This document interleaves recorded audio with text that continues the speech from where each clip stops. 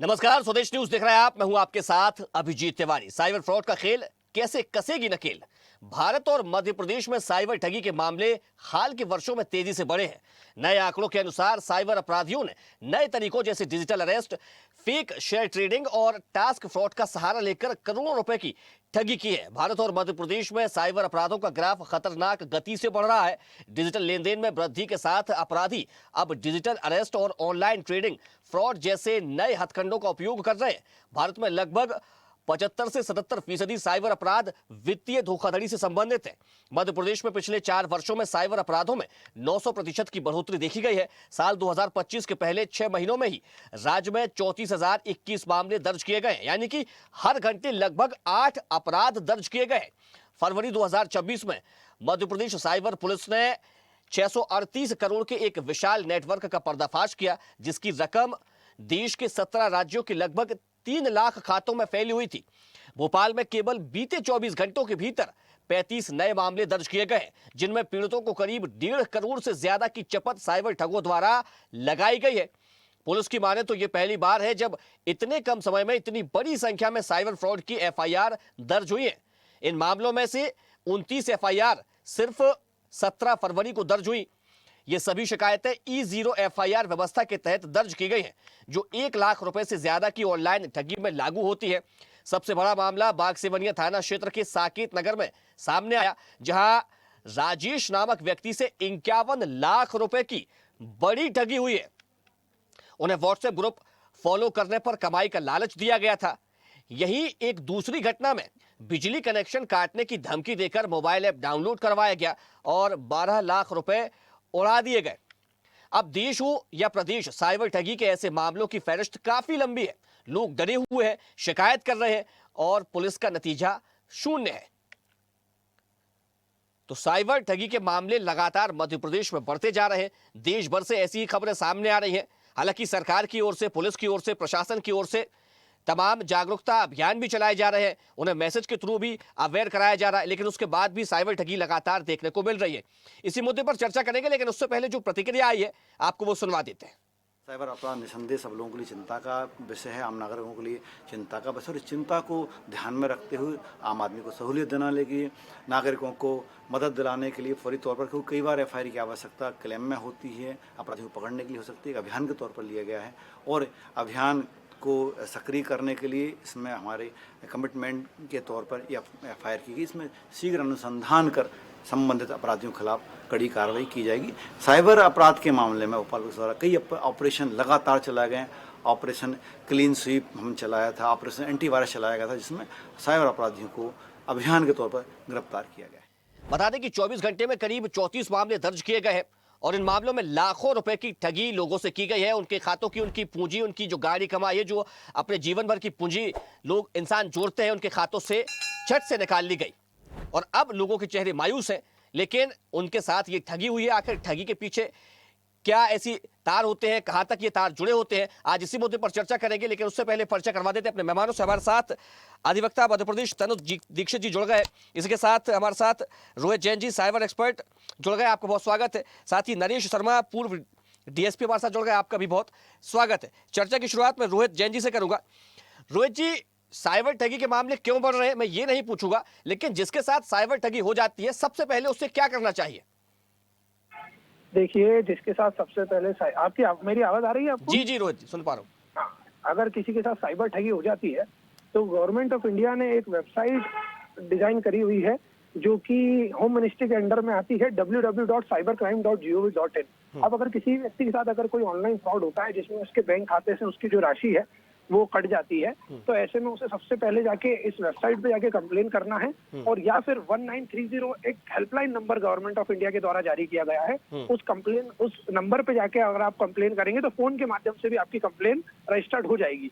इसमें होता यह है कि जैसे ही व्यक्ति के साथ फ्रॉड होता है और वो अगर अपनी कंप्लेन जल्द से जल्द दर्ज करा देता है, तो जिस खाते में भी वो पैसा जाता है, वो जो फ्रॉडस्टर है, वो जो क्रिमिनल है, वो जो हैकर है जिसने उसके साथ ठगी करी है, उसने जिस भी बैंक खाते में उस पैसे को अभी मतलब उस खाते में प्राप्त किया है, उस बैंक खाते को इस सिस्टम के तहत फ्रीज कर दिया जाता है।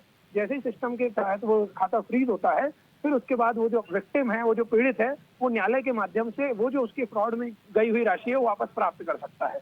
तो सबसे पहला कदम यही है कि अगर आपके साथ कोई फ्रॉड हो जाता है तो सबसे पहले ऑनलाइन कंप्लेन दर्ज कराइए, या फिर ऑफलाइन अपने साइबर सेल या क्राइम ब्रांच पर जाके कंप्लेन दर्ज कराइए, या फिर आप अपने लोकल थाने भी जा सकते हैं और जाके सबसे पहले इमीडिएट अपनी बैंक को भी बताइए कि मेरे साथ ये जो सो एंड सो ट्रांजेक्शन हुआ है, इस ट्रांजेक्शन में मेरे साथ फ्रॉड हुआ है, तो इस ट्रांजेक्शन को रिपोर्ट कर दीजिए आप। तो वहां से भी बैंक भी अपनी जो उनका इंटरनल सिस्टम होता है, इंटीग्रेटेड जो बैंक का डिस्प्यूट रिजोल्यूशन सिस्टम होता है, उसके अकॉर्डिंग उस अकाउंट को, उस ट्रांजेक्शन को ब्लॉक कर देती है। तो ऐसे जो पीड़ित है वो अपनी राशि वापस भी प्राप्त कर सकता है। रोहित जी, देखिए कई बार ऐसा होता है, एक लिंक आती है, आप उस पर क्लिक करते हैं और आपके खाते से पैसे कट जाते हैं, लेकिन बैंक कहता है कि कभी भी आप अपनी किसी को ओटीपी ना बताएं। लेकिन यहाँ तो ओटीपी बताने की जरूरत ही नहीं पड़ रही है, सीधे खाते से पैसे निकाल ले जा रहे हैं। तो क्या ये बैंक जो हमें सिक्योरिटी प्रोवाइड कराते हैं उनकी कमी है? क्योंकि जब हम ओटीपी नहीं बता रहे हैं, हम किसी प्रकार की उनकी सहायता नहीं कर रहे हैं, हमने सिर्फ उस लिंक पर क्लिक किया और हमारे पूरे पैसे गायब हो गए, इसमें कहाँ कमी फिर? देखिए, इस प्रकार के जो फ्रॉड होते हैं हम अक्सर देखते आ रहे हैं, ये साइबर क्रिमिनल है वो डे टू डे अपग्रेड होते जा रहे हैं, और अब ऐसे फ्रॉड आ गए जिसमें ओटीपी की आवश्यकता भी नहीं है। तो ऐसे फ्रॉड में एक्चुअली होता क्या है, ऐसे फ्रॉड में होता है कि 1 या 2 दिन पहले क्रिमिनल्स कई बार क्या करते हैं, आपको कोई मैसेज भेजते हैं या फिर आपके मोबाइल पर एक एप्लीकेशन डाउनलोड करा देते हैं जिससे आपके मोबाइल का एक्सेस उस क्रिमिनल तक भी चला जाता है। तो जैसे ही कोई व्यक्ति उस लिंक पे क्लिक करता है तो जो ओटीपी होता है, कई बार वो लोग एसएमएस फॉरवर्डर आपसे चालू करवा देते हैं।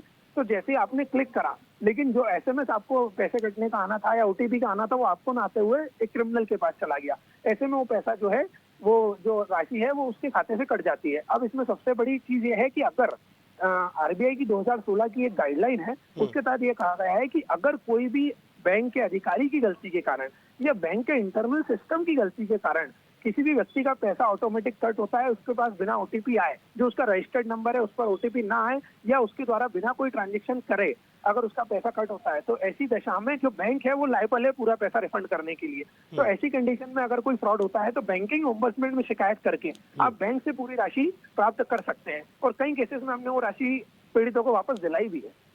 ठीक है, हमारे साथ तनुज दीक्षित अधिवक्ता है, जुड़ गए, आपका बहुत स्वागत है।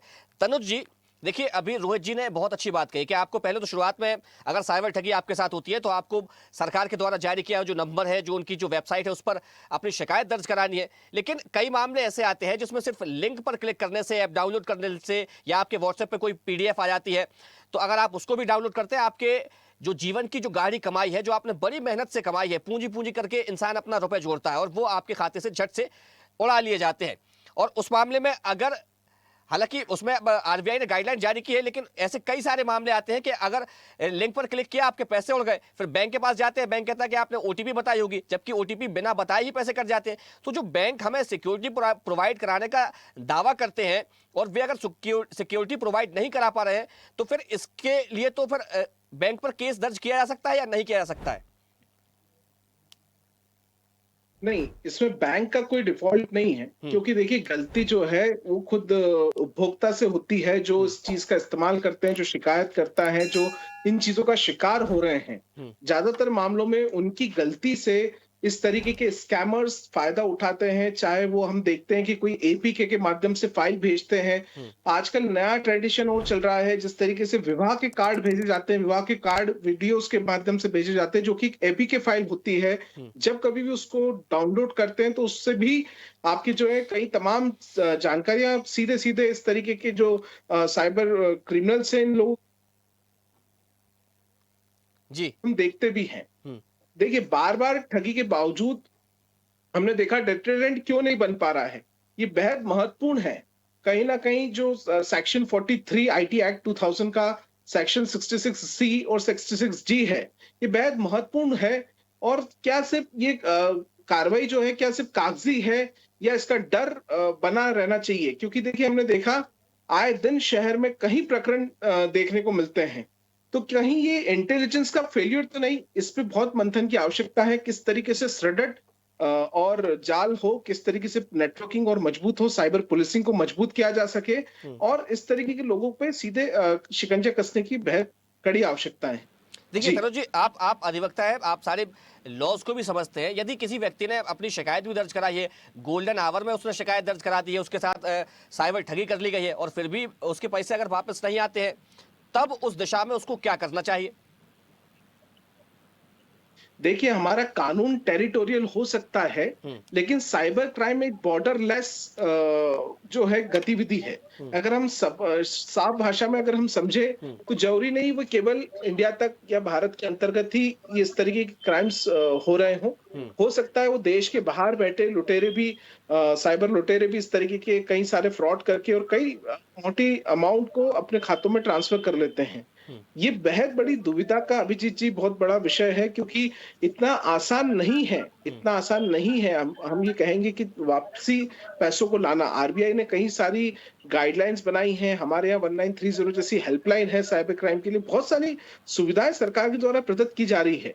लेकिन उसके बावजूद भी जो ट्रांजैक्शन इंटरनेशनल होते हैं, ऐसे मामलों में वापसी अमाउंट पाना बेहद मुश्किल होता है। जी ठीक है, हमारे साथ नरेश शर्मा जी, पूर्व डीएसपी में जुड़ गए, आपका बहुत स्वागत है। सर, कैसे नकेल कसी जाए साइबर फ्रॉड पर? देखिए सर, नमस्कार, मैं नरेश शर्मा बोल रहा हूँ जी। सबसे बड़ी बात तो ये था, वर्तमान में हम जिस जिस एरा में जी रहे हैं, जिसमें हम लोग रह रहे हैं, उसमें बैंकिंग हो, व्यापार, शिक्षा, चिकित्सा, व्यक्तिगत एक दूसरे से जो कांटेक्ट कर रहे हैं, सब कुछ मोबाइल और इंटरनेट पर आ गया है। तो हमको क्या कहना चाहिए कि टेक्नोलॉजी ही क्राइम क्रिमिनल है? टेक्नोलॉजी का कोई इसमें फॉल्ट है क्या? ऐसा बिल्कुल नहीं है। आप इन पे नकेल कसने के लिए सबसे बड़ी बात यह है कि हमको 3 बातों पे ध्यान देना पड़ेगा, हर आम आदमी को। ये भी बात सही है कि 144 करोड़ लोग हम रहते हैं, 140 करोड़ की जनसंख्या है हमारे देश की, और बहुत सारे लोग इसमें साक्षर नहीं भी है, पूर्णतः साक्षर नहीं है।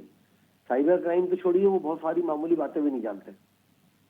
तो केवल अगर वो लालच है और भरोसा, इन तीनों चीजों पर नियंत्रण कर ले। एक तो सबसे पहले वो लालच में लाके, जैसा भोपाल की आज जो आपकी संदर्भ है, भोपाल की केसेस, उसमें सबको लालच में लाया गया, या तो किसी कोई प्राइज या लॉटरी का लालच दिया उनको, या फिर बैंक में या किसी आबकारी डिपार्टमेंट में नौकरी कराने के लिए उनसे कहा गया कि आप इसमें नौकरी के लिए आवेदन कर दीजिए, हम आपको ये नौकरी दिला देंगे, और लंबी रकम उनसे ठग ली गई। है मैं तो डिजिटल अरेस्ट वाली बात, जो कि कहीं से कहीं तक के लागू नहीं होती, ऐसा कोई प्रावधान है ही नहीं कानून में। मुझे तो ये लगता है कि ये साइबर क्राइम जो भी होता है, ये टेक्नोलॉजी की फॉल्ट नहीं है, बल्कि विक्टिम की गलती के कारण होता है। विक्टिम भय में आ जाता है, या लालच में आ जाता है, या वो अनावश्यक भरोसा कर लेता है कि बैंक हमसे केवाईसी मांग रहा है। उनको ये समझना पड़ेगा कि ओटीपी का मतलब ओनली टू पर्सन, ये केवल तुम्हारे लिए है। ओटीपी ओटीपी आप किसी को देने की आवश्यकता नहीं है आपको। अगर आप ओटीपी इसी प्रकार से दिया, आपने ओटीपी दिया और आपका पैसा गया, ये मान के चलना चाहिए। लेकिन सर, आजकल तो बिना ओटीपी बताए भी पैसे निकल जा रहे हैं लोगों के खातों से। हाँ जी, हाँ जी। अब जब बिना पैसे दिए भी, बिना ओटीपी दिए भी पैसा निकल जा रहा है, तो जो सर्विस प्रोवाइडर है उसके खिलाफ कार्रवाई करने के लिए शासन को कोई ना कोई एक नियमावली जारी करना पड़ेगी। बैंक जो कंसर्न बैंक है, जैसे योनो ऐप है, एसबीआई योनो, एसबीआई लाइट का जो ऐप है, उस पर फ्रॉड हो जा रहा है। तो अगर एसबीआई योनो और एसबीआई लाइट योनो पे अगर फ्रॉड हो जाएगा, तो फिर इसमें कस्टमर की क्या गलती है? बिल्कुल। किंतु अधिकांश में तो आपको अपने अनुभव के आधार पर ये कह सकता हूँ कि 90% जो साइबर क्राइम होते हैं, वो अपराधी की होशियारी से नहीं, बल्कि पीड़ित की गलती से होते हैं। यदि हमारे पीड़ित लोग जागरूक हो जाएंगे, तो कोई माइकलाल उनका पैसा निकाल के नहीं ले जा सकता। ओटीपी अननोन लिंक को ये लोग अनावश्यक अननोन खतरा मोल ले लेते हैं, अननोन लिंक को टच करके। और लालच और भय, जो मैं बार बार कह रहा हूँ, वो साइबर अपराधियों के सबसे बड़े हथियार बन गए हैं। डिजिटल अरेस्ट की कोई बात होती नहीं, लेकिन हम देखते हैं बड़े बड़े लोग जो बहुत पढ़े लिखे लोग हैं, वो डिजिटल अरेस्ट हो जाते हैं, लाखों रुपए लोगों को देते हैं। साइबर सुरक्षा वास्तव में आत्म सुरक्षा का करना ही पड़ेगा आपको, कि हमको खुद मजबूत होना पड़ेगा। रहा सवाल साइबर ठगों पे नकेल कसने का, तो इसके लिए गाइडलाइन जारी करना पड़ेगी। गवर्नमेंट को, शासन को करना चाहिए गाइडलाइन। वो बैंक और सर्विस प्रोवाइडर को इसके लिए जिम्मेदार ठहराए कि भाई किस प्रकार से आपके बैंक से पैसा कैसे निकल जाता है। हम तो किसी का खाता खुलवाने के लिए जाते हैं, तो उसको 2 गवाह मांगते हैं और जाने क्या क्या फॉर्मेलिटीज कराते हैं, वो लाखों रुपए निकल जाते हैं और पता ही नहीं पड़ पाता बैंक को भी।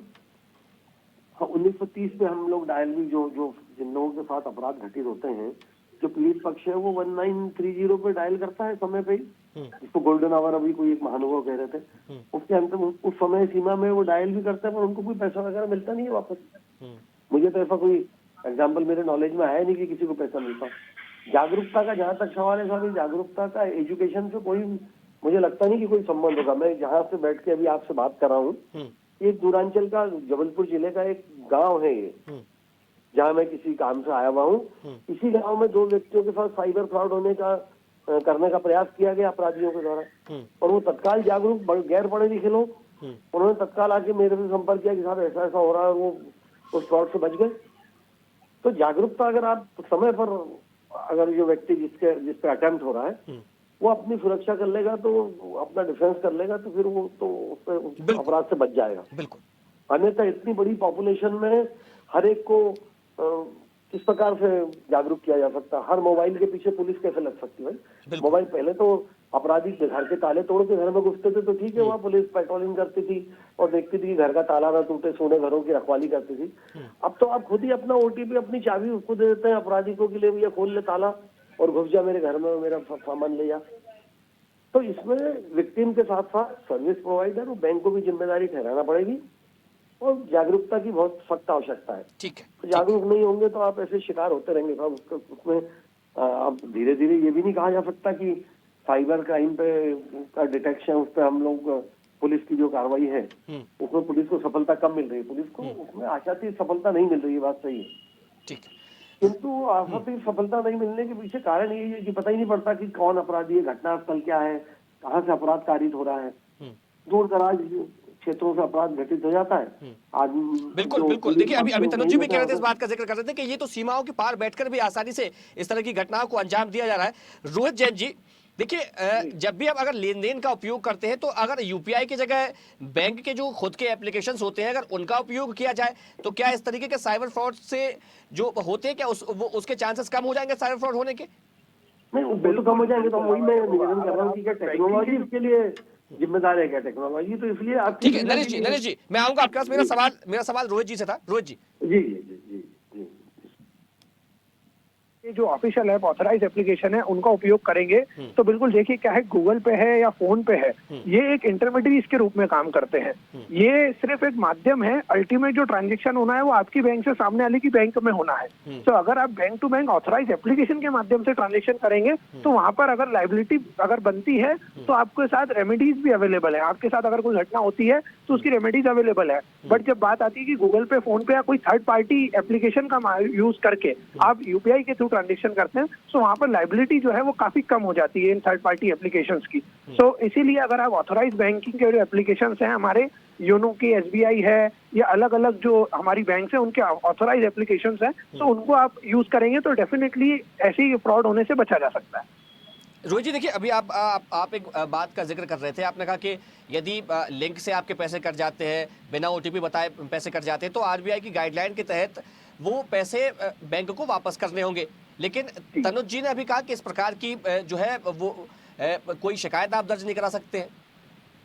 नहीं, अगर देखिए अगर कोई ऐसी घटना सामने आ रही है जिसके अंदर आपके द्वारा ओटीपी नहीं शेयर करा जाए और आपके द्वारा कोई लिंक पे क्लिक नहीं करा गया है और वो जो ट्रांजैक्शन हुआ है उसके अंदर ऐसा पाया जाता है कि इसके अंदर बैंक के किसी कोई एम्प्लॉय की गलती है, बैंक के कोई इंटरनल बैंक की प्रॉब्लम है जिस कारण से, क्योंकि हमने कई केसेस इसमें देखे हैं, मेरे पास खुद क्लाइंट आए हैं, उन लोगों ने कहा कि हमने जब मोबाइल की हमारी बैंकिंग एप्लीकेशन को ओपन करा, जिस एप्लीकेशन को हम रेगुलर यूज करते हैं, तो उसमें देखा कि मेरे बैंक के अंदर कई सारे 8-10 और भी बैंक खाते उसके अंदर जुड़े हुए हैं जिनमें करोड़ों रुपए का बैलेंस है और जिसमें मैं मेरा पिन डाल रहा हूं तो भी ट्रांजैक्शन हो रहा है। तो ये बैंक का लूप होल था जिसको हमने बैंक को अवगत भी कराया और जिसके बाद बैंक ने अपना ये लूप होल सही करा। तो ऐसे घटना है जहां पर बैंक की किसी गलती के कारण कोई पैसा अगर चला जाता है तो डेफिनेटली आप बैंक के अंदर उसके अंदर 72 आवर्स का उसके अंदर प्रोविजन दिया हुआ है कि 72 आवर्स में आपको बैंक को कंप्लेन करना है, आपकी जो ब्रांच है उसको आपको कंप्लेन करना है कि ये ट्रांजेक्शन मेरे द्वारा नहीं किया गया, फिर भी ये ट्रांजेक्शन हुआ है तो इसकी जांच की जाए और अगर इसके अंदर बैंक की किसी गलती या बैंक के किसी कर्मचारी की गलती के कारण हुआ है तो बैंक मुझे पैसा रिफंड करे।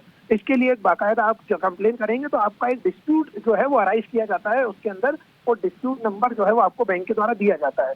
उसके बाद जैसे ही अगर कोई उसके बाद बैंक 7 दिन में आपका निराकरण नहीं करती है तो बैंकिंग ओम्बड्समैन में आप डायरेक्ट शिकायत कर सकते हैं। ऑनलाइन इंटीग्रेटेड सिस्टम है, आप आरबीआई बैंकिंग ओम्बड्समैन गूगल पे सर्च करेंगे तो government of reserve bank of India की एक वेबसाइट आएगी, वहां डायरेक्ट शिकायत करिए और इमीडिएट 1 मंथ के अंदर आपका पैसा आपको रिफंड कर दिया जाता है। और इसके बाद भी अगर आपका पैसा आपको रिफंड नहीं होता है और बैंक की गलती वहां सामने आती है, तो आप जो मिनिस्ट्री ऑफ आईटी मिनिस्ट्री होती है राज्य शासन की, जो कि जैसे हमारे यहाँ भोपाल में आईटी मंत्रालय है, वहां पर एक अपीलिएट ट्रिब्यूनल का गठन किया गया है। उस अपीलिएट ट्रिब्यूनल के अंदर आप जाके बैंक के अगेंस्ट केस फाइल कर सकते हैं और बैंक के अगेंस्ट केस फाइल करने के बाद आपको बैंक से जो आपका बैंक से खाते से राशि गई है वो तो मिलेगी मिलेगी। इसके साथ आपको जो आपको क्षतिपूर्ति हुई है, आपको कंपनसेशन भी दिया जाएगा। ठीक है, ठीक है। तनुज जी देखिए, अगर जो बैंक होते हैं वो हमारा पैसा हम जाते हैं उनके पास जमा कर देते हैं, वे उसकी पूरी सुरक्षा की गारंटी हमें देते हैं, कहते हैं कि ओटीपी आप किसी के साथ शेयर मत कीजिएगा। जो ग्राहक है वो अपनी ओटीपी नहीं बता रहा है, लेकिन इस डिजिटल ज़माने में तमाम सारी लिंक लोगों के फ़ोन पर पहुंचती हैं, तमाम सारे, चाहे वो यूट्यूब की लिंक हो, गूगल से कुछ आपको पढ़ना हो तो उसकी वो लिंक चली जाती है, किसी वेबसाइट की लिंक हो उस पर आपको कुछ पढ़ना हो, तमाम सारी लिंक हो जाती हैं और इस कारण से बहुत सारी लिंक्स पर लोग क्लिक कर भी देते हैं। लेकिन ये तो फिर जिम्मेदारी बैंकों की भी तय की जानी चाहिए ना कि उनको इतनी कम से कम सिक्योरिटी प्रोवाइड लोगों को करानी चाहिए कि अगर कोई लिंक पर क्लिक करता तब तो उसको पैसा बचाया जा सके। बिल्कुल अभिजीत जी, आपकी बात से सहमत हूँ। इसका मतलब ये भी है कि बैंकिंग सिस्टम अभी भी इंटरनल रूप से इतने मजबूत नहीं है। इसको लेकर के देश में और भी अत्यधिक मजबूत कानूनों की आवश्यकता है। आज कोई शिकायत करता है तो मुझे लगता है शिकायत के साथ में ही कहीं ना कहीं तुरंत अकाउंट फ्रीज करने की कार्रवाई की जाने की बेहद आवश्यकताएं हैं। इसके अलावा मुझे लगता है कि जो डिजिटल अटैचमेंट ऑर्डर होता है वो भी इंस्टेंट 24 आवर्स के अंदर आने चाहिए। वहीं जो आईटी एक्ट की हम बात करते हैं, आईटी एक्ट 2000 में साइबर फ्रॉड को मुझे लगता है मिनिमम मैंडेटरी सेंटेंस के साथ में एक मेजर क्रिमिनल ऑफेंस के रूप में शामिल करना चाहिए, ताकि इन सभी चीजों पे और नकेल कड़ी कसी जा सके और इस तरीके के जो अपराध लगातार हो रहे हैं, फ्रॉड्स हो रहे हैं, उसमें कहीं ना कहीं रोकथाम देखने को मिले। चलिए देखिए, समय हो गया, इस चर्चा को यहीं विराम देना पड़ेगा। हमारे साथ जुड़ने के लिए तनु जी आपका बहुत शुक्रिया, रोहित जैन जी आपका बहुत धन्यवाद और नरेश शर्मा जी आपका भी बहुत धन्यवाद। तो मध्य प्रदेश की राजधानी भोपाल को साइबर ठगों ने अपना निशाना बनाया है और एक साथ 34 फ्रॉड मामलों के जो केस है वो दर्ज किए गए हैं और इन मामलों में लाखों रुपए की ठगी की गई है। अब जो कस्टमर्स होते हैं, जो ग्राहक होते हैं, जो बैंकों में लेन देन करते हैं, जो आम जनता है, उसको हमेशा इस बात का ख्याल रखना है कि किसी भी लालच में नहीं आना है, किसी को भी अपना जो बैंक का ओटीपी है वो किसी के साथ शेयर नहीं करना है और ऐसी कोई लिंक जो किसी अननोन नंबर से आपको शेयर की जा रही है, किसी ऐसे ग्रुप में आपको ऐड कर लिया जा रहा है जिस ग्रुप से आपका कोई वास्ता नहीं है, जिसमें कोई आपका परिचित पहले से ऐड नहीं है, उन ग्रुप से तुरंत आपको लीव कर देना चाहिए और किसी भी ऐसी लिंक पर क्लिक करने से बचना चाहिए ताकि आप साइबर फ्रॉड का के शिकार ना हो सके। इन तमाम सावधानियों को अगर आप बरते हैं तो आपकी जो गाढ़ी पूंजी है, जो आपकी जीवन भर की कमाई है, वो किसी दूसरे के खाते में, यानी कि जो डिजिटल जमाने के जो डकैत है उनसे आप अपनी पूंजी को बचा सकेंगे। फिलहाल चर्चा में इतना ही। देखते रहिए स्वदेश न्यूज, सबसे पहले देश। देखते रहिए स्वदेश न्यूज। अगर आप इस वीडियो को सोशल मीडिया हैंडल फेसबुक या इंस्टाग्राम पर देख रहे हैं तो हमें फॉलो करें, अगर यूट्यूब पर देख रहे हैं तो सब्सक्राइब करें और बेल आइकन दबाना ना भूलें।